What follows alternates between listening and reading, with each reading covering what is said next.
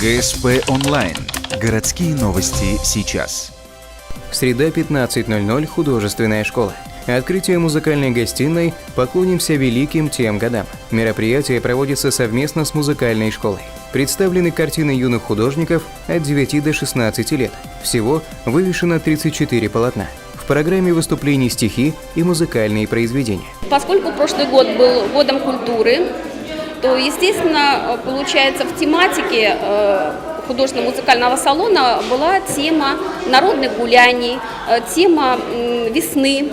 То есть вот такие общие темы. Вот здесь у нас получается художественный салон, посвященный вот такой единой тематике, 70-летию Победы.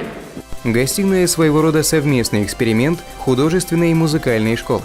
Основная идея в том, чтобы изобразительное искусство дополнялось соответствующим звукорядом. Выставка продлится до 29 мая, вход свободный. Кроме того, посмотреть на работы воспитанников Ухтинской школы можно в ГДК и Центральной библиотеке. Там выставлено еще около 30 картин ко Дню Победы.